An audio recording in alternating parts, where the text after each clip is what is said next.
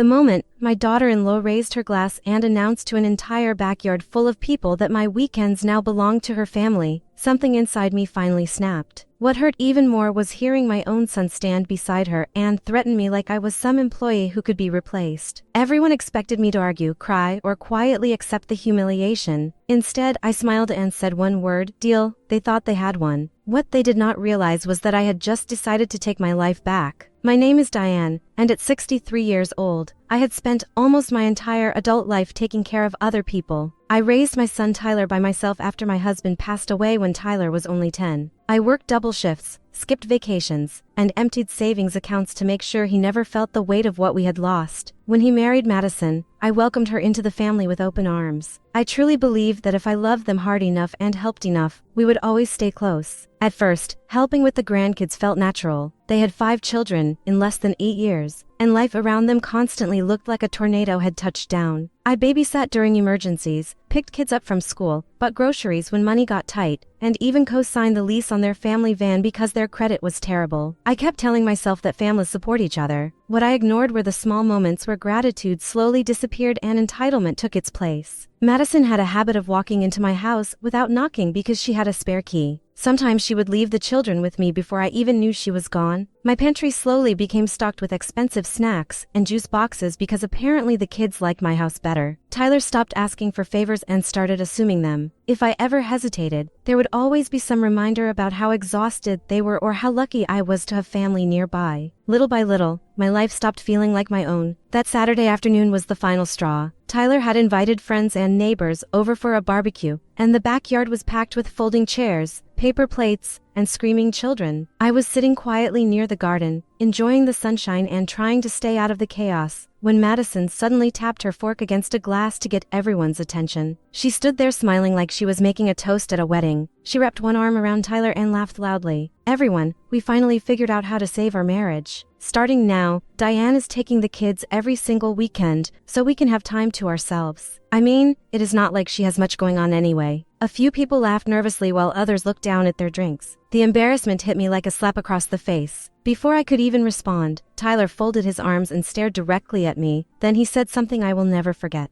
Mom, if you refuse to help us, then do not expect us to help you someday either. The entire backyard went silent. Hearing my own son use my future and old age as leverage felt colder than any insult Madison could have thrown at me. In that moment, something inside me became crystal clear. I realized they did not see me as family anymore. They saw me as free labor, free money, and permanent backup support. I calmly set my glass on the table, looked directly at them, and said, "Deal." Then I grabbed my purse and walked out of the yard while Madison laughed triumphantly behind me. The second I got home, I stopped being their safety net. I called a locksmith first thing the next morning and changed every lock in the house. Watching those old keys become useless gave me a strange sense of peace. For years, Madison treated my home like a second branch of hers. Now my front door belonged to me again. After the locksmith left, I cleaned out the pantry that I had been financing for their children. I boxed up the candy, snacks, and drinks and donated everything to a local daycare center. Then I did something I had not done in years. I stocked my kitchen with things I actually liked: fresh tea, dark chocolate, good cheese, and a few bottles of wine. Tiny choices, but they reminded me that I still existed outside of being someone's grandmother. Meanwhile, my phone would not stop buzzing. Madison kept sending me instructions about what the kids could eat over the weekend and activities I needed to plan. Tyler texted reminders about bedtime schedules. Neither one bothered asking if I had agreed. They simply assumed they owned my time. What they did not know was that I had already booked myself a room at a lakeside spa resort for the weekend. Friday evening arrived, and right on schedule I heard their giant van pull into my driveway. Children shouted outside while doors slammed shut. Instead of answering the front door, I slipped quietly out my back entrance with a small overnight bag and drove away in my little sedan. In my rearview mirror, I saw Madison standing on my porch with 2 kids hanging off her arms while she furiously tried to unlock my door with her old key. 20 minutes later, my phone exploded with calls. "Where are you? The key does not work. You promised." I finally sent one calm message into the family group chat. "I am out of town for the weekend. Have fun, everyone." Then I turned my phone off completely. That night at the resort, I soaked in a lavender bath while imagining the chaos unfolding back home. 5 children, no babysitter, no backup plan, no grandmother waiting to rescue them. For the first time in years, I slept peacefully. The next morning I turned my phone back on and found dozens of angry messages waiting for me. Madison accused me of ruining their marriage. Tyler called me selfish. What stood out most was that neither of them asked if I was okay. They only cared about what they had lost. Sitting on the balcony overlooking the lake,